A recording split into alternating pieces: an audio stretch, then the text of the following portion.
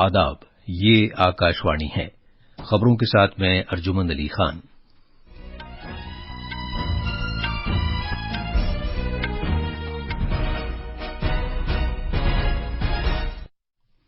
Parliament का मौसम सरमा का इजलास आज से शुरू हो गया है। वजीर आजम नरेंद्र मोदी ने सभी सियासी पार्टियों से जोर देकर कहा है कि वो पार्लियामेंट के मौसम सरमा के इजलास को मजीद सूदमंद बनाने के लिए इज्तिमाई कोशिशें करें। एमसीडी के 250 वार्ड्स के लिए अब तक ऐलानशुदा चुनाव नतीजों में आम आदमी पार्टी ने 92 सीटें, बीजेपी ने 72 और कांग्रेस ने 4 सीटें जीती हैं। गुजरात और हिमाचल प्रदेश असेंबली इंतखाबात के लिए वोटों की गिनती कल होगी। रिजर्व बैंक ऑफ इंडिया ने रेपो रेट में 35 बेसिस प्वाइंट्स का इजाफा कर दिया है। भारत और बांग्लादेश के दरमियान दूसरा एक रोजा बैनुल-अक़वामी क्रिकेट मैच ढाका में जारी है और फुटबॉल में पुर्तगाल और मराकश कतर में जारी फीफा आलमी कप के क्वार्टर फाइनल में पहुंच गए हैं।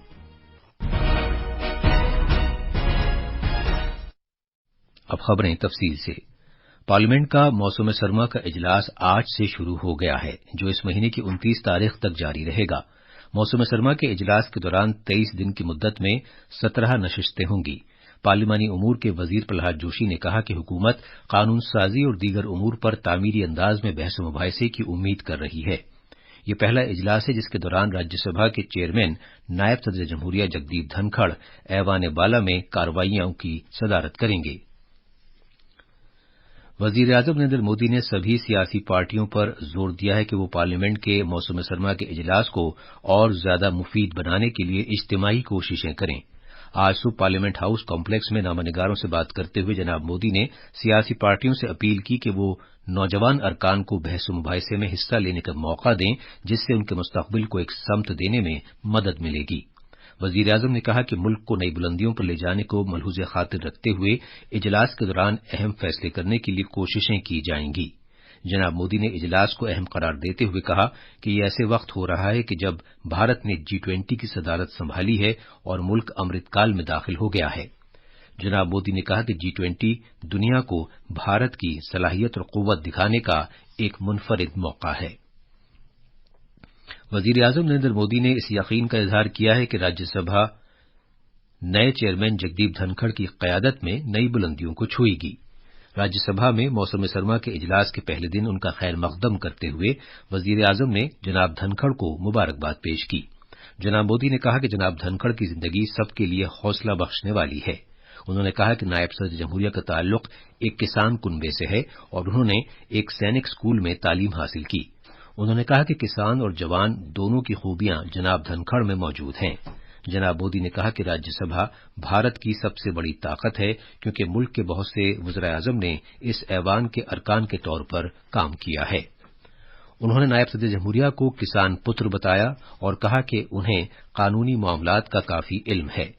चेयरमैन को मुबारकबाद देते हुए अपोजिशन के रहनुमा मल्लिकार्जुन खड़गे ने कहा कि ऐवान के मुहाफिज का किरदार दूसरी जिम्मेदारियों के मुकाबले ज्यादा अहम है। कसीर रियासती इमदाद बाहमी सोसाइटियों का तरमीमी बिल 2022 आज लोकसभा में पेश किया जाएगा, जिसका मकसद कसीर रियासती इमदाद बाहमी सोसाइटियों के कानून 2002 में तरमीम करना है। मरकजी वजीर दाखिला और इमदाद बाहमी के वजीर अमित शाह इस बिल को पेश करेंगे।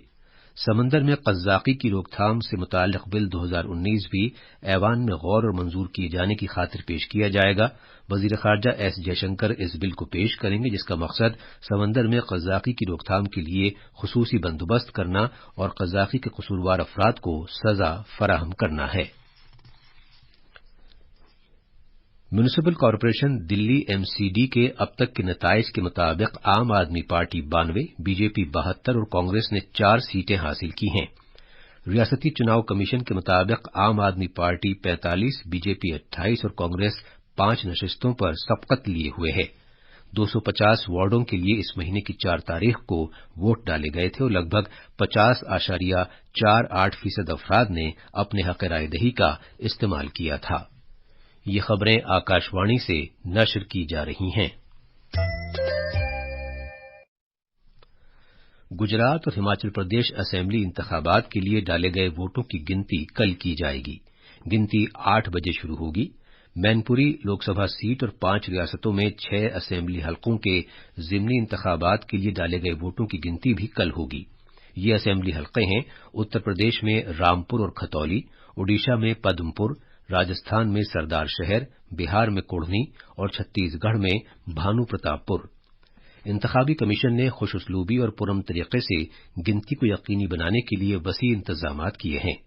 आकाशवाणी का खबरों का शोबा कल वोटों की गिनती के दिन के मौके पर खुसूसी प्रोग्राम नशर करेगा। Reserve bank of India RBI ने रेपो रेट में 35 बेसिस पॉइंट्स का इजाफा कर दिया है। गवर्नर शक्तिकांत दास ने आज मुंबई में माली पॉलिसी कमेटी की 2 माही मीटिंग के अख्ताम पर एक प्रेस कॉन्फ्रेंस में ये ऐलान किया। उन्होंने कहा कि अगले 12 महीनों में अफरात दर की शरह 4% से ऊपर रहने का इम्कान है। अक्टूबर से दिसंबर के लिए अफरात दर की शरह के अंदाजे को 6.5% से बढ़ाकर 6.6% कर दिया गया है। माली साल 2023 के लिए जीडीपी की नशोनुमा का अंदाजा 6.8% लगाया गया है। 30 सितंबर को अपने गुज़श्ता माली पॉलिसी बयान में आरबीआई के माली पॉलिसी कमेटी ने रवां माली साल के लिए भारत की जीडीपी की नशोनुमा का अंदाजा 7% लगाया था। आरबीआई के गवर्नर ने कहा है कि भारत की देही मांग बहाल हो रही है और शहरों में खपत में इजाफा हो रहा है। उन्होंने ये भी कहा कि अक्टूबर से दिसंबर के लिए जीडीपी की नशोनुमा से मुताल्लिक पेशगोई कम करके 4.4% कर दी गई है और जनवरी से मार्च 2023 के लिए इसे 4.2% कर दिया गया है। फौज के नायब सरबराह lieutenant general BS Raju Malaysia के 3 रोजा दौरे पर रवाना हो गए हैं। उनके इस दौरे से दोनों मुल्कों की फौजों के दरमियान बाहमी ताल्लुकात और ज्यादा गहरे होंगे और दोनों मुल्कों के दरमियान कलीदी मामलात पर ताउन और इश्तराक मजीद गहरा होगा। अपने इस दौरे के दौरान फौज के नायब सरबराह भारत और मलेशिया के दरमियान दिफाई ताउन और इश्तराक बढ़ाने पर तबादले ख्याल करेंगे। त्रिपुरा में बीएसएफ और बॉर्डर गार्ड बांग्लादेश के दरमियान इंस्पेक्टर जनरल सतह की 3 रोजा बातचीत आज शुरू हो गई है। बीएसएफ के ओहदेदारों ने बताया कि बातचीत के दौरान सरहदी इलाकों में गश्त, स्मगलिंग, दरअंदाजी और बाड़ लगाने जैसे उमूर पर तबादला ख्याल किया जाएगा।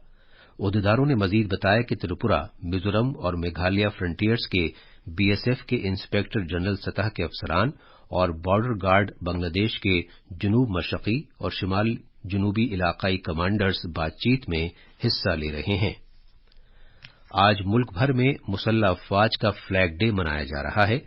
ये हर साल 7 दिसंबर को शहीदों और मुसल्लह अफवाज के उन एहलकारों के एजाज में मनाया जाता है जो मादर वतन की हिफाजत करते हैं। ढाका के शेर बंगला नेशनल स्टेडियम में भारत और बांग्लादेश के दरमियान दूसरा एक रोजा बैनुल-अक़वामी मैच खेला जा रहा है। बांग्लादेश ने टॉस जीतकर पहले बल्लेबाजी करने का फैसला किया। अब से कुछ देर पहले तक बांग्लादेश ने 30 ओवर्स में 6 विकेट पर 130 रन बना लिए थे। भारत 3 एक रोजा मैचों की सीरीज में आज का मुकाबला जीतकर अपनी उम्मीदें बरकरार रखना चाहेगा।